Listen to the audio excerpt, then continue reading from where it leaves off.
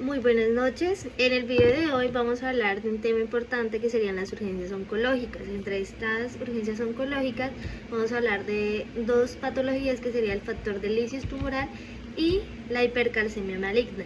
Mi nombre es Carla Dayana González, estudiante de séptimo semestre de enfermería. Empezamos. Vamos a empezar a hablar de la primera patología que sería el factor de lisius tumoral. ¿Qué es esta patología? Pues vamos a ver que esta patología se trata principalmente como una complicación grave que puede ocurrir durante los primeros estadios del tratamiento pues del cáncer, ¿no? Eso ocurre que cuando las células cancerosas mueren y se descomponen, esas células lo que van a hacer es liberar algunas sustancias en el torrente sanguíneo, donde encontramos como puede ser el potasio, fósforo y algunos ácidos nucleicos. Vamos a ver que estas sustancias lo que van a hacer es elevar sus niveles, causando cambios en el metabolismo, lo cual estos cambios o estas sustancias lo que van a hacer es dañar el corazón, los riñones, el hígado y otro tipo de órganos blancos. Vamos a ver que este síndrome de lisius tumoral es muy común en pacientes que sufren algunos otros tipos de patología, como sería el linfoma no Hodgkin o leucemia. ¿Qué causa o cuál es la etiología de este factor de lisius tumoral? Vamos a ver que esto se da o es el resultado de una súbita liberación, o sea, una inesperada liberación a la circulación o al torrente sanguíneo de algunos productos que comúnmente o que de su manera normal se encuentran de manera intracelular de las células neoplásicas, ¿sí? Que cuando estas saturan de algún modo la capacidad renal de eliminación, lo que va a hacer es generar como un desequilibrio sérico, produciendo ciertas manifestaciones clínicas y ciertos resultados bioquímicos que son inherentes. Vamos a ver que esta patología tiene unos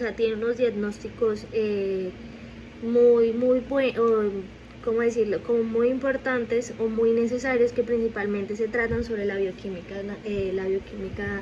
sanguínea o el análisis de sangre. Entre este conjunto de cambios vamos a hablar 4 puntos importantes, que serían los niveles altos de potasio, lo cual es cuando se encuentran mayores o iguales a 6 milimol por litro o un aumento del 25% referente a su valor normal o a su valor basal, que el valor basal del potasio sería de 3,5 a 5 milimol por litro. Vamos a ver que también vamos a tener en cuenta los niveles de ácido úrico, pero pues en este caso la patología refiere que esos niveles de ácido úrico se van a encontrar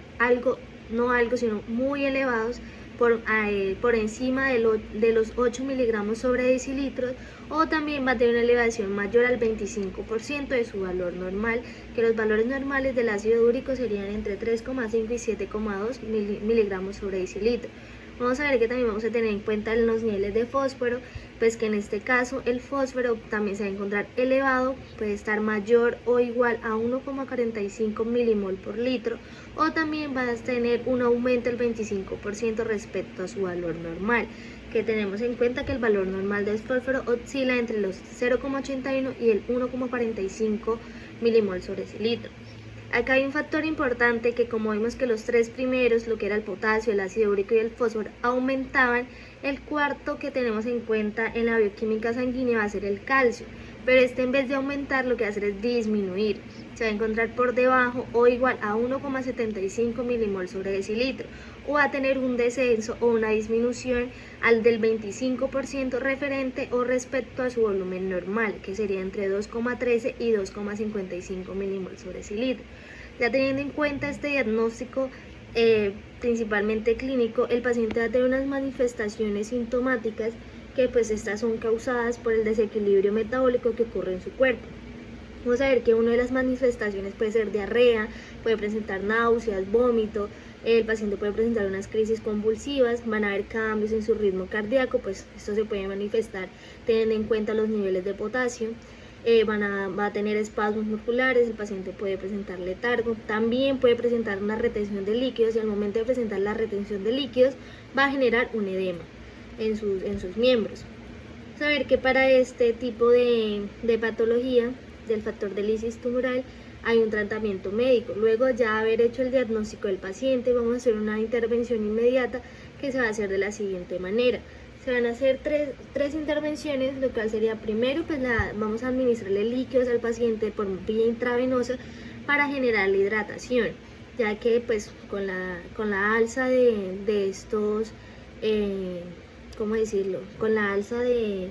estos conjuntos, que es el potasio, el ácido úrico y el fósforo, el paciente va a entrar en un estado de deshidratación. Vamos a iniciar la administración de líquidos tanto cuando se está realizando el diagnóstico y durante la quimioterapia, si el paciente la está recibiendo. Es importante que mediante la hidratación con líquidos, lo que vamos a hacer es tratar de prevenir el desequilibrio químico que puede ocurrir en la sangre y así apoyar pues de igual manera la función que cumplen los riñones. Vamos a monitorizar con una atención a los pacientes pues que tienen una diuresis baja, porque como podríamos decir, entre los síntomas está que él pues presente retención de líquidos y pues si este paciente requiere algún medicamento de apoyo para hacer la eliminación de los mismos, pues utilizaríamos diuréticos o incluso en algunos casos vamos a manejarle diálisis al paciente. También vamos a hacerle administración de medicamentos para disminuir el ácido úrico, que entre esos medicamentos encontramos dos, que sería el alopurinol y la rasburicasa. El alopurinol lo que va a hacer es evitar la producción del ácido úrico y este se va a usar principalmente como un mecanismo de prevención. Esos pacientes que toman ese medicamento van a empezarlo a tomar entre 2 o 3 días antes de comenzar su quimioterapia y después de la quimio lo van a seguir tomando durante 10 o 14 días. En cambio, el rasburicase lo que va a hacer es descomponer y disminuir el ácido úrico que hay en sangre, lo cual este medicamento vamos a ver de que es de una acción rápida y actúa principalmente dentro de las primeras 4 horas después de su administración. Lo que va a hacer es también actúa como un medicamento de prevención, pero principalmente lo que le hace es disminuir de forma rápida la reabsorción del ácido úrico en la sangre. El último medicamento va a ser para disminuir el fosfato, los cuales esos medicamentos tienen un nombre característico que serían los aglutinantes de fosfato. Lo que ellos van a hacer es adherirse al fosfato para que este no se pueda absorber en el sistema digestivo, es decir, previene o evita la reabsorción de este. Y entre los medicamentos que se utilizan para disminuir el fosfato tenemos el lantanato y el lantano y el hidróxido de aluminio. Ya en el tratamiento terapéutico, el que les dije anteriormente era el médico, en el terapéutico vamos a ver que vamos a tratar de que ese es para prevenir este tipo de patología, y lo cual vamos a iniciar es que vamos a tratar de considerar cuáles son los pacientes que salen en un rango de alto o intermedio riesgo para así presentar un análisis, o en aquellos pacientes que ya la han presentado pero que también tienen antecedentes de presentar de manera espontánea.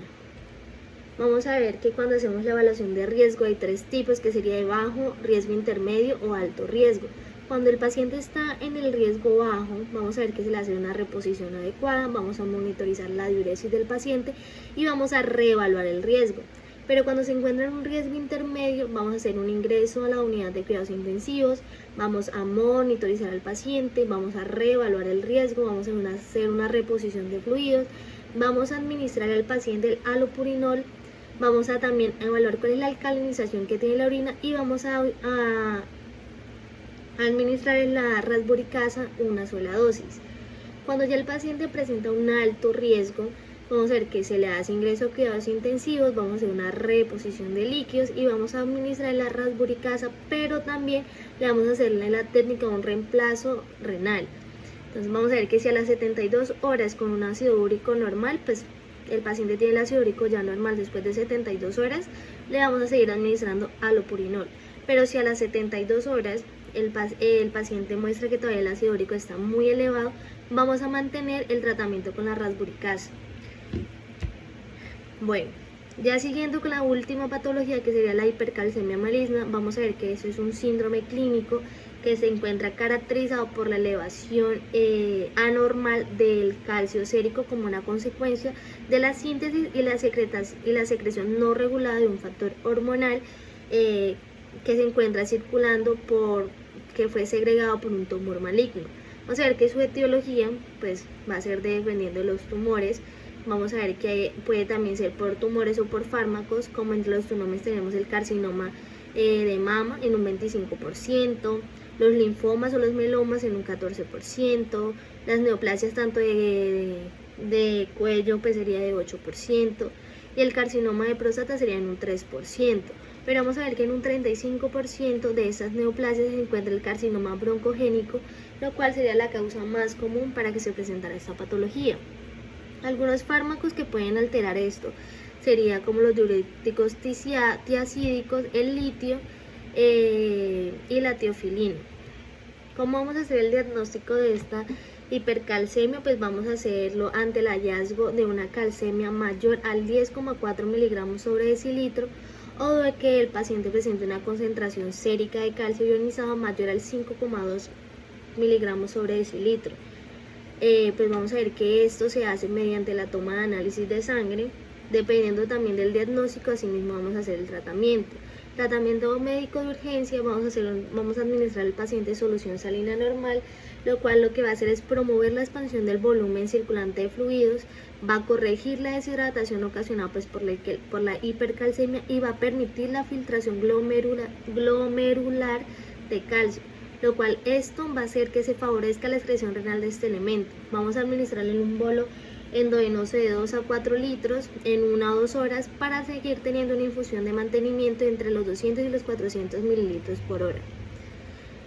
Vamos también a administrarle furosemida al paciente, ya que vemos que la furosemida lo que va a hacer es actuar en el asa de Henle, lo que va a hacer es aumentar la excreción renal de calcio y va a impedir o va a evitar la sobrecarga de fluidos por la administración de solución salina, ¿no? Vamos a ver que ya en el tratamiento terapéutico se le hace una fluidoterapia, que es lo que es como resucitar de manera volumétrica todo lo que se le ha realizado con solución salina al 0,9% a un ritmo de perfusión entre los 200 y los 500 mililitros por hora. El objetivo pues es administrar entre los 4.000 y los 5.000 cc de suero salino en las primeras 24 horas para así conseguir un ritmo de diuresis en torno a los 100 mililitros por hora. También le vamos a aplicar glucocorticoides, pues utilizaremos la prednisona o la hidrocortisona, lo cual vamos a emplear que estos van a hacer una cierta eficacia en las hipercalemias inducidas por el calcitriol, como son las asociadas principalmente a los linfomas. Vamos a administrar al paciente bisfosfonatos, pues en la actualidad se consideran que ese tipo de medicamentos son agentes terapéuticos los más rápidos y los más seguros en el tratamiento de estas hipercalcemias, lo cual pues esas hipercalcemias pueden ser inducidas por la proteína relacionada con la hormona parotiroidea, lo cual lo que ellos van a hacer es inhibir la reabsorción ósea, lo cual al momento de inhibirla van a impedir que se libere el calcio desde el hueso. Vamos también a administrar el nitrato de galio, pues que se utiliza en las hipercalemias que son asociadas principalmente a tumores de estirpe epidermoide. Su dosis va a ser de 200 mililitros día en una infusión intravenosa durante los primeros 5 días. Vamos a hacerle diálisis al paciente, pues ya que este tratamiento es de urgencia en pacientes coronadas que tienen una hipercalcemia mayores a 18 miligramos sobre decilitro. Vamos a hacer diálisis en aquellos pacientes que la función renal vaya a contraindicar el uso de los bisfosfonatos, y en pacientes que tengan una sobrecarga hemodinámica, para así poder hacer la reposición de fluidos necesarios y evitar la retención de los mismos. Como último tratamiento terapéutico tenemos la calcitonina, pues esa tiene una acción menos potente que los bifosfonatos, pero su utilidad al inicio del tratamiento va a lograr nivelar o tratar de suplir los efectos de los otros. Su acción es breve o corta debido a la taquiafilaxia que provoca. lo cual es lo que hace es que este efecto puede disminuir con el uso combinado de glucocorticoides, disminuirá la hipercalcemia y su dosis va a ser de 4 a 8 unidades por kilogramo de 6 a 12 horas de vía intramuscular o subcutánea. No siendo más, muchísimas gracias.